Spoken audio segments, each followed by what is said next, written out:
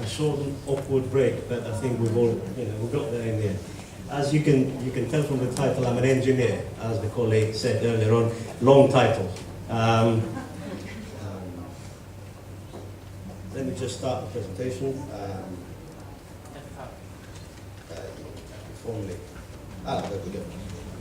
I would like to thank you for chairing this session, and I would like to thank, on behalf of my colleagues in Greece and abroad, members of the Pan-Hellenic Association of Translators, PEM, I would like to thank the Association of Scientific and Technical Translators of Serbia and ULITA for organizing today's and yesterday's conference and for kindly inviting us. I wear two hats today. One is as the president of PEM since March 2016, and the other one, and I would like to underline this as my starting point, the other one is as a person inside PEM who is in charge of our project, of our efforts to convince or force the Greek state to recognize us as legal legitimate translators of public documents into the Greek language. At the moment, our translations of public documents, which is something I will talk about in a minute, have to go through lawyers to certify. We do not have the right to just place our stamp and signature and those translations to be accepted in public authorities.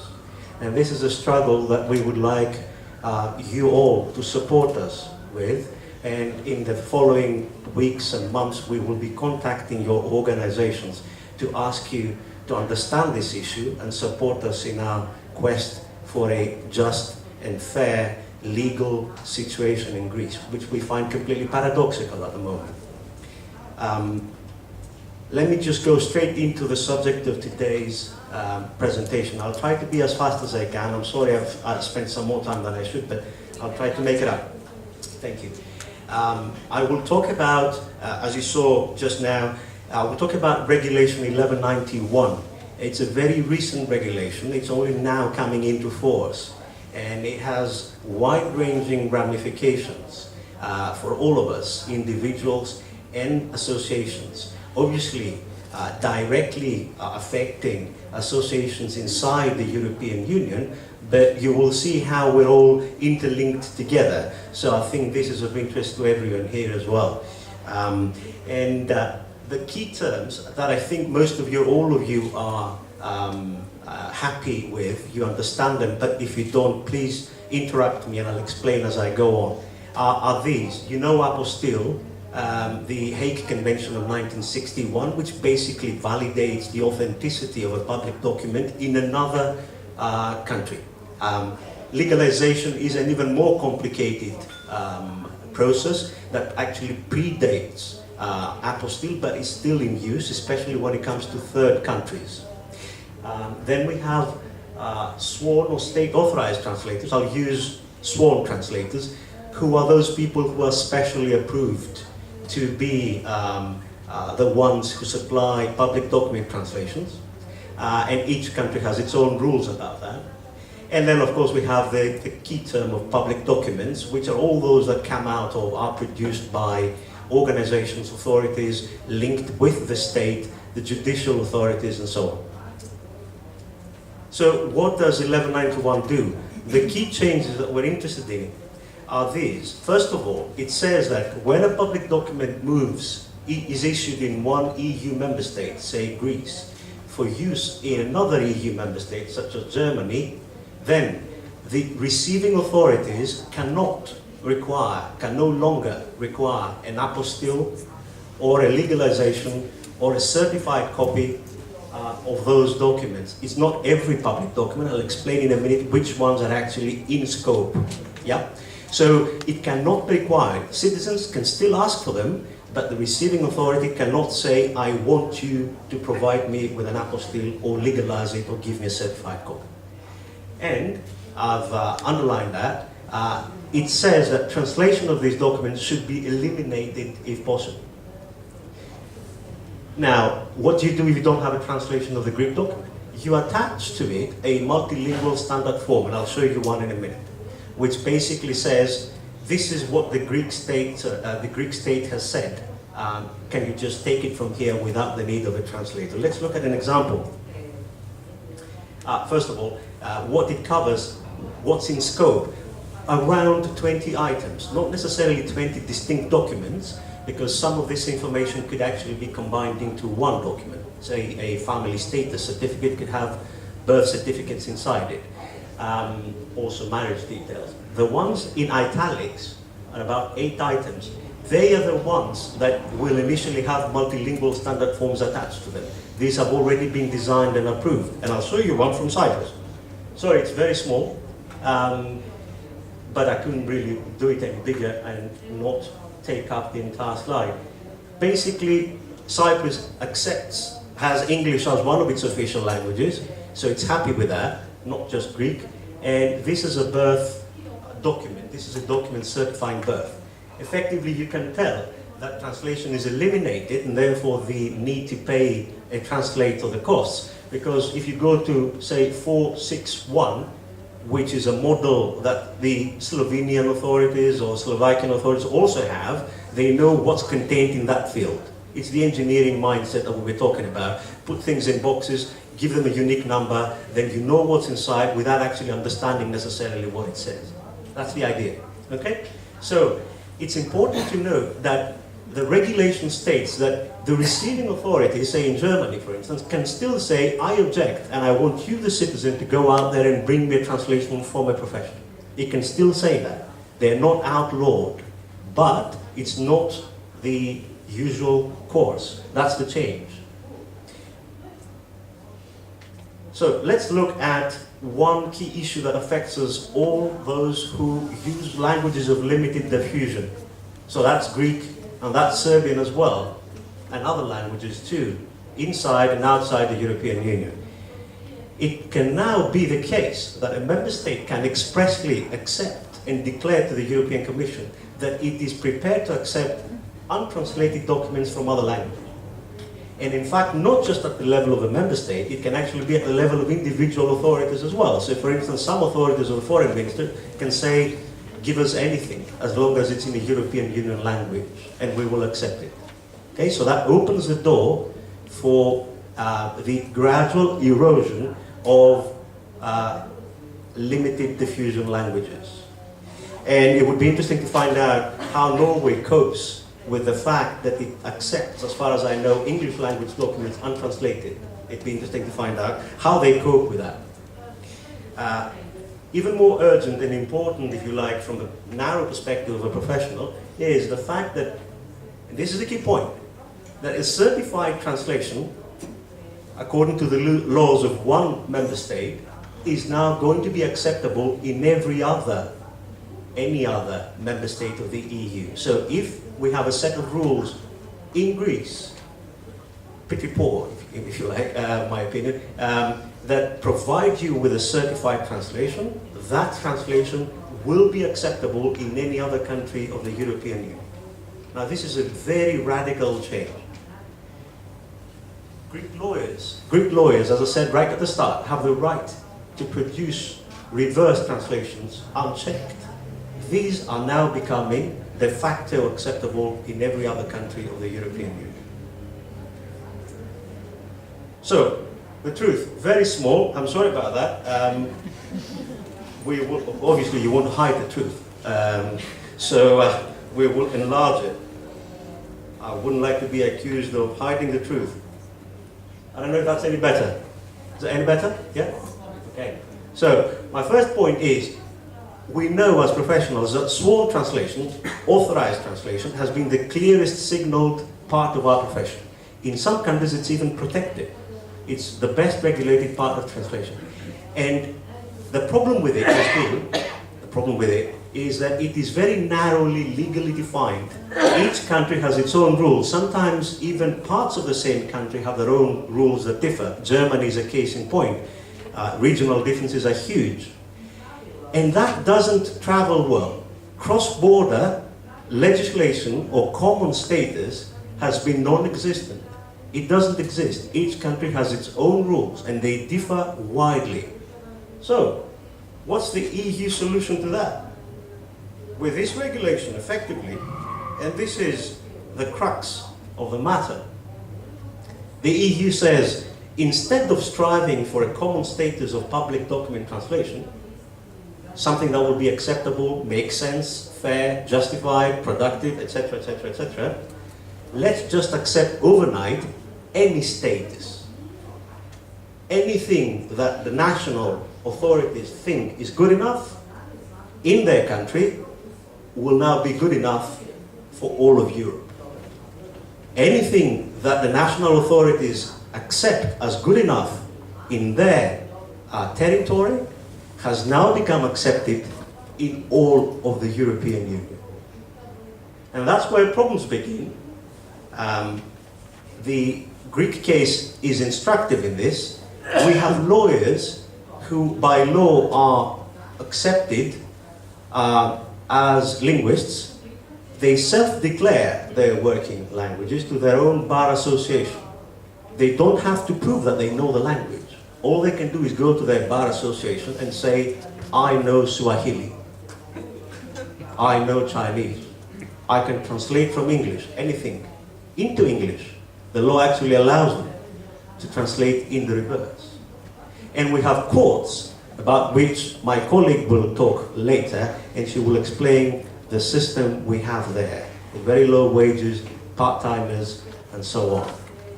So this has now become a question of when Greece will just take all those little registers, lists of so-called translators, translation providers, put them into one big Excel sheet and email it to the European Commission. And they will be the competition for every single qualified public documents translation throughout Europe. And that's the range of the problem. And I'm sure it's not just Greece. There are other countries as well that have translation providers with little in terms of linguistic skills, professional capacity, etc., etc., etc. Let's go back to large print.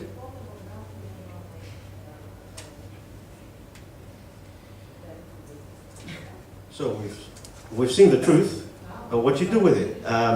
What's the impact? Let's look at the impact for translators and associations to begin with. Try to summarize that. First of all, revenues are going down. Guesstimate-wise, mine and the European Union is that we are talking conservatively about a market worth around 100 to 150 million euros for these documents, possibly alone, possibly with others as well, but it's a significant amount of money involved that's going to be affected revenue-wise. And I've done a survey, I've looked at all the websites of Fit Europe member associations as they stand about a few days ago, and I've seen that at least half of them are actively involved in public document translation. So this is not a narrow national problem, it's actually a Europe-wide problem. Everyone is affected. That will mean in turn that more translators are likely to drop out, turn part-time, change jobs, or stay in the profession for shorter periods of time. And this is a major headache, and I speak as the president of the association. It means that we have less loyalty to the association, more costs to get people in, higher turnout, more disappointment, etc., etc. Less action. Yeah, it's a big problem for us. The regulation is going to expand, and they've already signaled that they will expand into company-related documents, disability-related documents, and also formal qualifications, diplomas, degrees, etc. So this is what it's going to look like in the next 5 to 10 years. This increases pressure on our associations, especially specialist associations. I think they will be hit the hardest. There are associations out there that only have sworn translation as their objective. We believe that generalist associations will benefit because they will feel like a safe haven. But the big question is, can we cope with larger numbers of members? Do we have the management, the leadership capacity, the skills, the structures to be able to accept new members and help them thrive? And obviously, when associations take more pressure, they will push up towards Fit Europe and Fit. They will ask more benefits for their affiliation to their federation. This is unavoidable.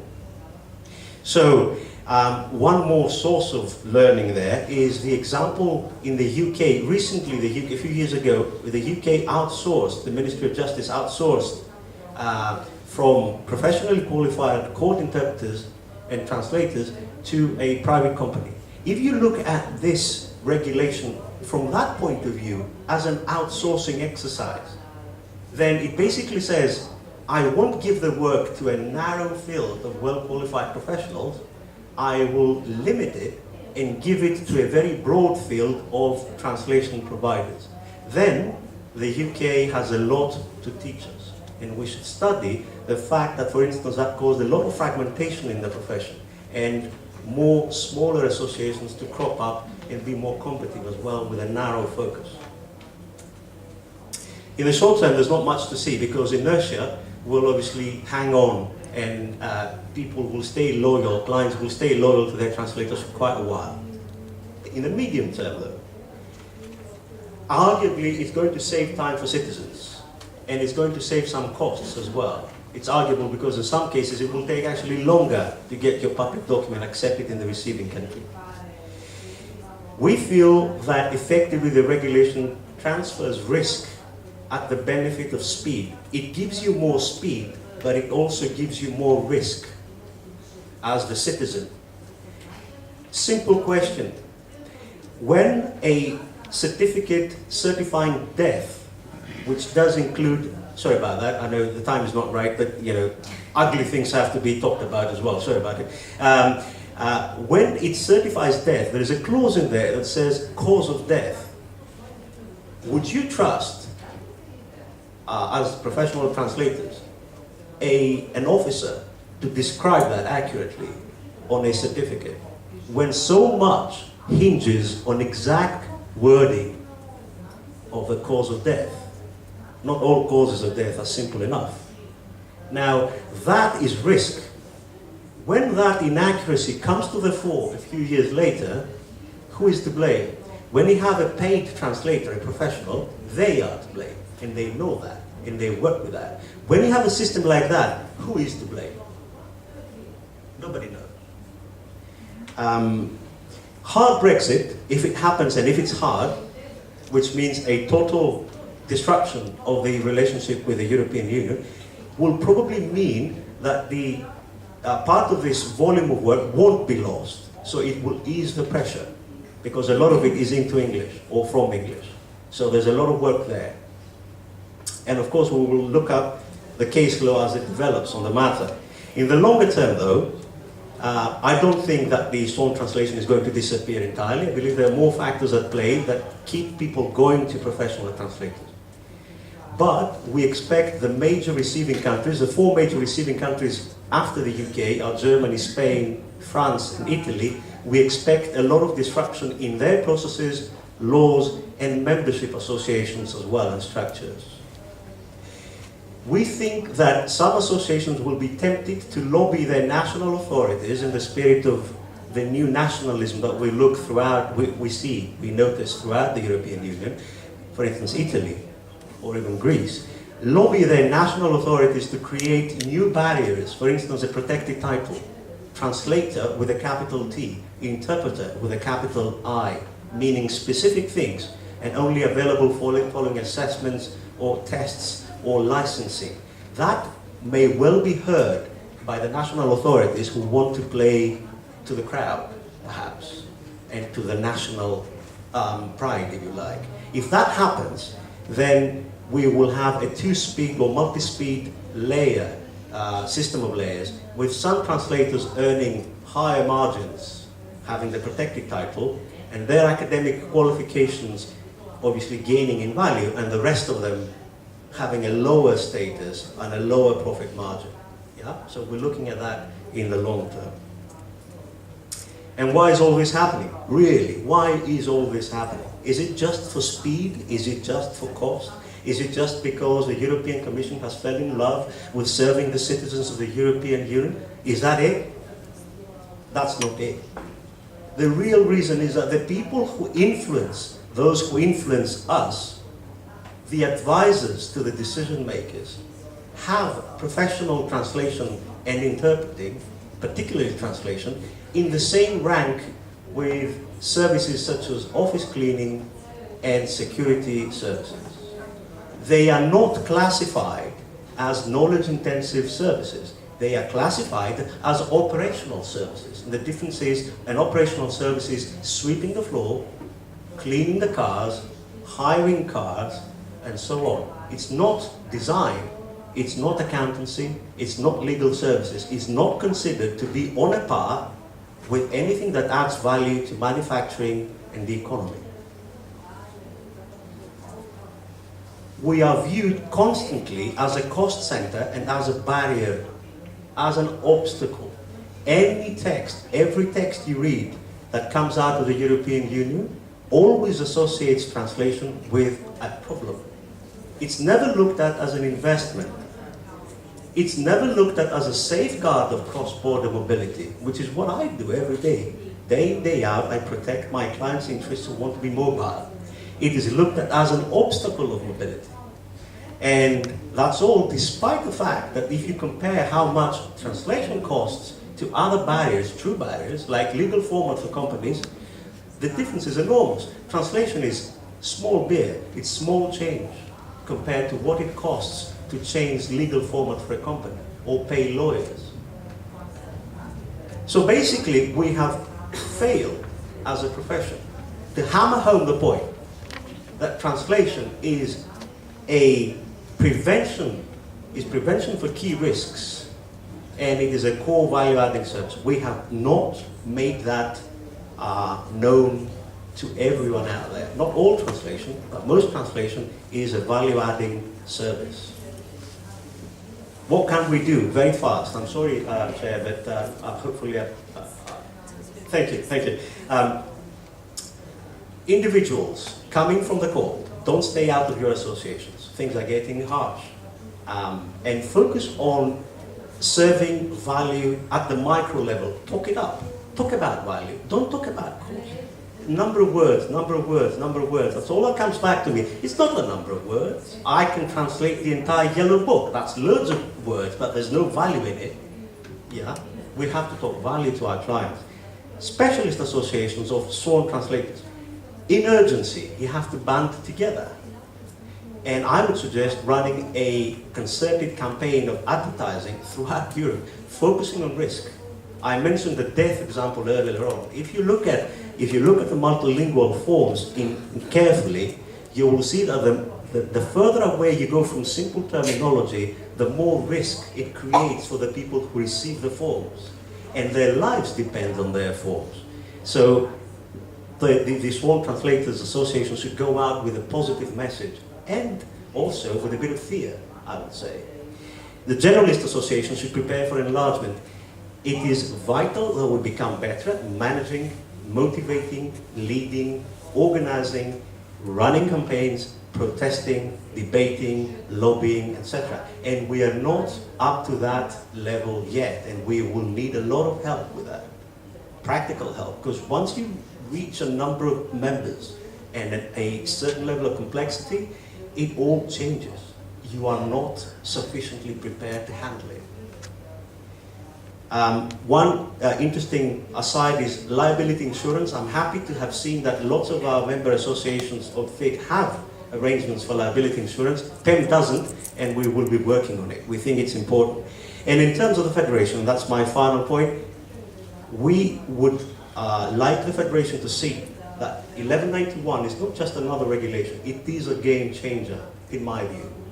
And it should prepare for associations that demand and expect more benefit for their affiliation to FIC. And I don't think that the membership fees is the issue. I would much rather, that's me speaking personally, much rather pay more to a federation that actually does more in terms of protecting us from the upward pressure that we're getting from the members. And there's some ideas, because I don't want to be the guy who just gives problems.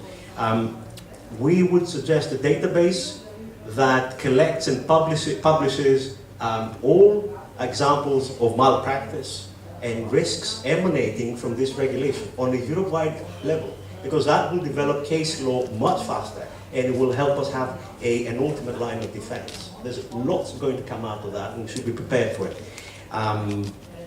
Then, of course, there's what my esteemed colleague Christos has just spoken about. A CPD accreditation system would be nice, organized by us, for us, and of course, competencies for the people involved, the volunteers involved in running associations. It's always in short supply. Thank you very much, and apologies for the... I'd like to thank you, Mr. Fotopoulos, for sharing your deep current insights with the problems and challenges of translators in Greece. I personally see this problem of translation more as a cost than an investment, as one of the main problems here too. And the association would like to present you with a bouquet, so please be kind.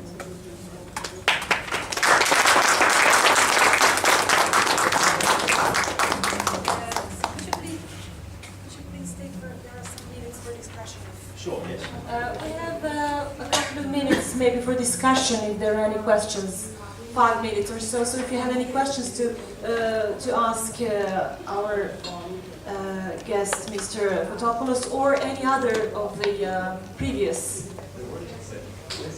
guests, so go ahead.